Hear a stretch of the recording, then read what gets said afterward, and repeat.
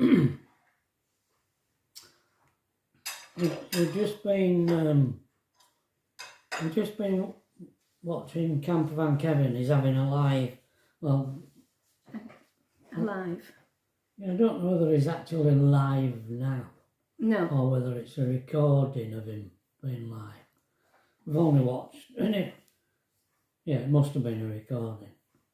We haven't watched it all. But he brought this thing about, he asked people who we were talking to. This is in America. He lives in Arizona. He has a motorhome, well, a RV, and he's bought a plot of land, and on this plot of land he's put a little tiny house, and solars and all sorts. So he's sort of independent, living off grid. Yeah. On this site in Arizona, and he having this live chat this morning. They were asking people whether they believe we did go to the moon. Yeah. He said, say 1 if you think we did, and 2 if you think we didn't. And quite a lot of people pressing 1 out. Think we did. It seems as though Kevin, I don't think thinks we did. I think he thinks it was staged over where he is. Yeah. Because it's very deserty and hilly, isn't it? And a bit moony, crater. Yeah. You can't believe it, really. No. Find it hard to believe that it were an hoax. I know. He says, why haven't they gone back? Have they lost all the calculations or something? He says it's been long enough. We could have gone. He says it's been long enough. Well, I thought we would have gone back. They did go back. There were 5 moon landings altogether, weren't there? I have no idea. I don't. As far as I know, there were moon landings after. Right. After they were only on the moon, on the initial one, for so many hours. All right. Where there were other moon landings where they were on there for days, weren't they? Mother. As far as I know. I was never interested. Well, I were interested. Yeah, you were, yeah. I watched a video, but the trouble with me is I can't retain information. Not now. I watched a video about why we don't go back. Oh. I mean, one of the major reasons was the Cold War then, in the 60s, that America backed the whole idea of getting a race between America and Russia, who could get there first. And so America, the people of America, were prepared to back it financially. Right. And it cost, I mean, if you worked out what it cost then and worked out the equivalent now, it's a sum of money that the American people would not agree to anymore. They've lost interest. I mean, at one time it was, everybody were interested. But eventually, over different moon landings and all bits and pieces they were doing, people just didn't bother anymore listening to it and watching it. So they say, and America's up to its neck, well, over its neck in debt. It's way over its head in debt. So, they're saying the cost of it, they just couldn't do it. Kevin just said there's things going on there that you won't believe. Where? Didn't he? In America. Oh, did he say that? Yeah. Yeah. Oh, yeah, well, we know a few things, you know. But not everything. No, we don't. You know about the debt and the Fed, what's going on there. I mean, I put a little clip of Biden their president. I didn't know he was like that. I didn't. I haven't seen. I've heard of people talking, making remarks about Biden and his memory and that he falls all the time and stuff. But I stumbled across this channel. I mean, it was funny, actually. Yeah, it was, watching him. Oh, very funny. The way that this guy... Scary as well, to think that he's the president. But it really is. It really And bad. And you think, well, why are they happy for him to try and serve another term? I mean, he's just obviously not capable of being a president of the United States of America. Yeah. When he walks with his hands out in front of him and sort of... Yeah, well, he just has this vacant expression on his face. Yeah. And stutters over things. Can't get things out. I mean, he's getting falls and stumbles all the time. Yeah. Yes. Can't they get any you just better president? Like he's obviously a puppet. He's obviously just there. I don't know as a front, but what a front. Yeah. It's an embarrassment, isn't it? You would think so, wouldn't you? Definitely embarrassed me watching him. Yeah. Any road. Yep. Don't know what you think about moon landing. Or Biden, if you've seen him. Somebody, I've had a few comments actually about M&S, Max and Sparks. Oh, have you? Being... Max and Sparks? Yeah, saying that they've become... They do cheap food. Yeah, cheaper food than they used to. And I was saying we ought to maybe give them a go, because on the site where Asda is, where we go, there's a big M&S. A big M&S. Mainly clothes, but it's got a food hall as well. So maybe we ought to have a look, see if it's true. Right. Because I mean,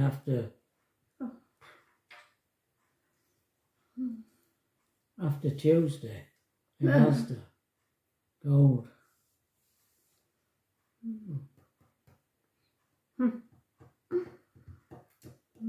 I only got half that stuff I was intending to get. I know, we didn't get loads of stuff. Loads of stuff we normally get. Yeah, but we did pick some things up that we don't normally get. Because we wanted to put them away. Only ones, like odd. Like tinny corned beef, which we don't normally get. We haven't got that for a while, have we? We used to have them, but they're handy to have in because you can make a sandwich from it, or you can have it with salad or... What is that? Corned beef. Oh, yeah. Or you can do corned beef hash, which I like. And I. And it's best second day. Yeah. Yeah, it is. Yeah, You were gonna tell them about the couple you used to go to. They sort of run a bit of a farm, didn't they? Who's that? What's that? When you were piano tuning. Oh. They used to get books from... Yeah. Whenever you went, there were new books. And when I was, for you people who don't know, or relatively new to the channel, I used to be a piano tuner. I was a piano tuner for 35 years. And Pat, we used to have a workshop, and we used to rebuild pianos, and Pat used to French polish them. There was a French polisher. We worked together in workshop. We'd collect them, bring them back, strip them down, and then start French polishing them again. Yeah. Sometimes you got a real surprise because there'd be something that'd be painted black, well, it'd be ebonized. And when you stripped it back, it'd be rosewood or Burr walnut. wouldn't it? I used to love burr walnut because it's very tight grain wood. He accepted the French polish really well, Used to didn't get it? a lovely shine, a deep shine on it. Yeah. Yeah, it was good. We used to work in the workshop all day, and then I used to go out after tea. We used to stop at 4 o'clock and have us tea, and then I'd go out and tune a piano when we were running the workshop. So I mean, I used to work until 8 or 9 at night. Sometimes I'd start at 7. It's unbelievable when I think back. You did go out during the day. Sometimes. Eventually, when Pat had got ill, had a major operation, and we decided to close the workshop down, didn't we? Yeah, well, you said we'll get rid of trailer and then we won't be tempted, didn't you? Yeah. Just a bit sloping. wobbly. Yeah, we're sloping a bit. We used to have a tow van that we hitched up to as van, and we delivered pianos in that, and we had it all modified with lifters and winches in it and stuff. Take some pulling and Pumping out of it. It did.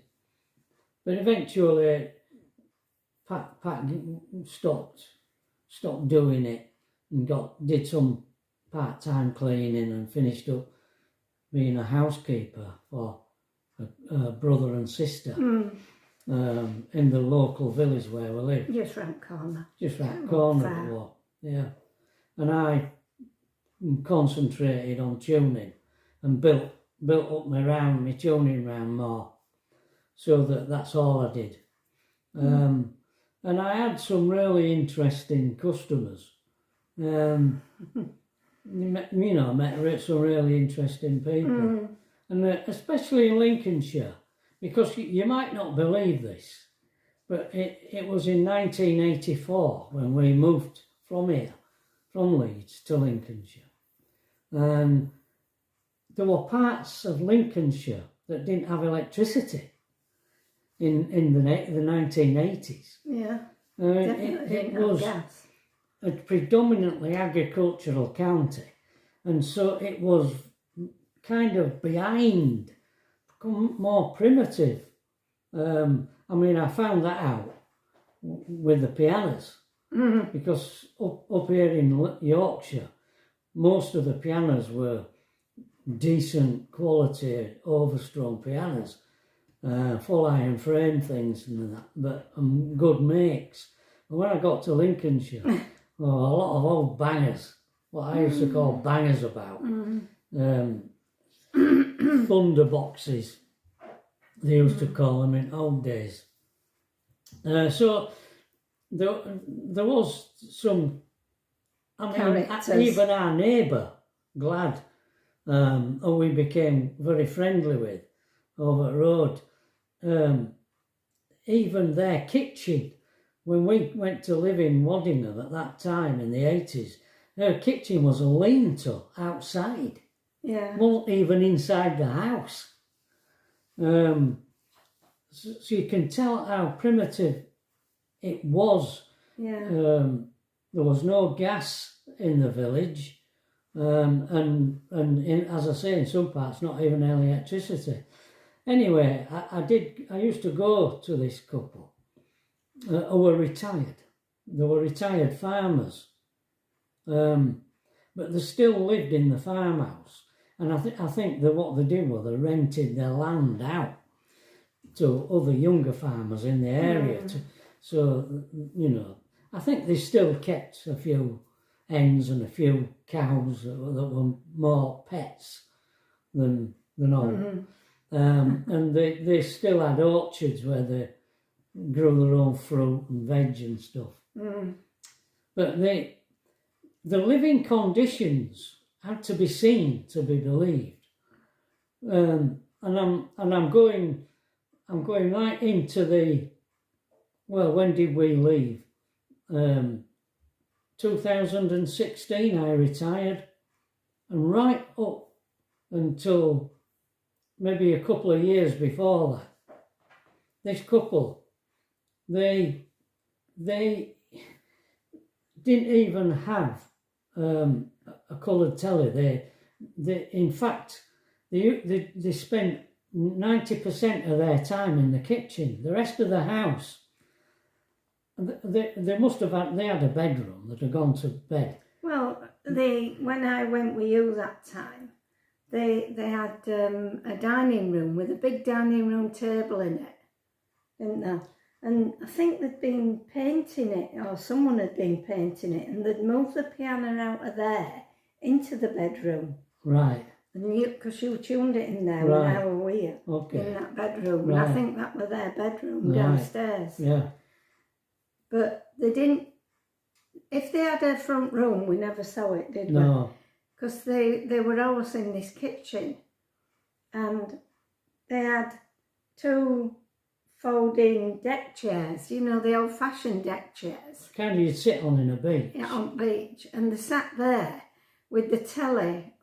It was in a serving hatch. In a serving hatch, and it was a little black and white telly in the serving hatch. You know, it was no bigger than that, really. And then they had I think they had one of them clothes horses that goes up to the ceiling. Yeah. And then wires, like a proper clothesline running round. And they were always washing on it, weren't they? Yeah. Did it have an Aga? Yes, I think it did. I think it were warm in there, wasn't it? It were warm, and they did all the cooking as well on the Aga. And it always smelt of fruit. Yeah. Because they were all, and in the entrance where I used to go in, where they hung the coats, there was always stuff hanging from the ceiling, like onions and maybe strings of sprouts, is it? Sprouts, then stems of sprout. Yeah. Things. And fruit, and they were always giving me fruit when I went, and eventually they moved the piano back into this room that Pat had just been telling you about, but they never went in it, and all that were in there were this big table and a bookcase, and they must have belonged to a book club. They must have belonged to it for years. And you know, these book clubs, they'll send you stuff, and if you don't want to keep it, you have to send it back. And I think this couple received stuff and never bothered sending it back. Never even, they were still wrapped in cellophane. Piled up on table, weren't they? These books, well, even on the bookshelf, there were brand new books, never been opened. And once there were an absolutely massive book on the table, and it was, you know, Google Earth pictures of the land. You know, like when you look on Google Earth, there were just pictures of the Earth. Different parts of the world, massive pictures. She was a bit deaf, wasn't she? Yeah.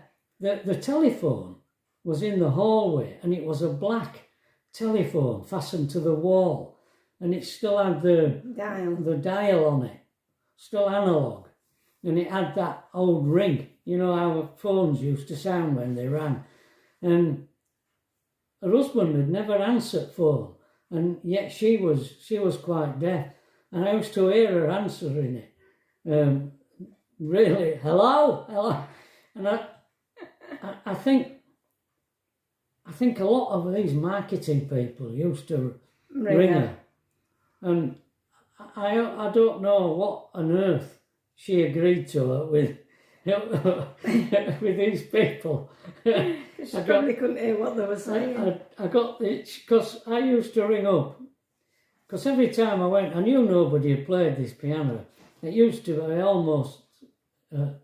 almost seizing up, and I'd have to free notes off. Got were slowing down. You know, they used to slow. You return back slowly from when you'd played the note, because they're just not being used, and the room not being used. What was I going to say? Well, you were always expecting her to say, no, don't bother. When I used to ring her, I used to say... Are you sure? No, I didn't say that. I just used to say, your piano's due for tuning, do you want it doing? And she'd say, of course. And I'd be so surprised that they'd want it doing, but I'd go and do it. But it did need doing because it was an old piano.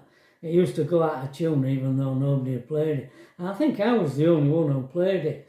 I used to give it a good go when I'd finished tuning it. Maybe that's why they liked you going. To it, piano being played. Just being played. yeah. Because you did have a few people like that, didn't you? Yeah, I did. Yeah. Yeah. Just some interesting example of interesting people. Well, I think it's time we had to go, love. It is, yeah. Been on there long enough. Yeah. Okay, folks. To bore you to death. Bye, everybody. Bye.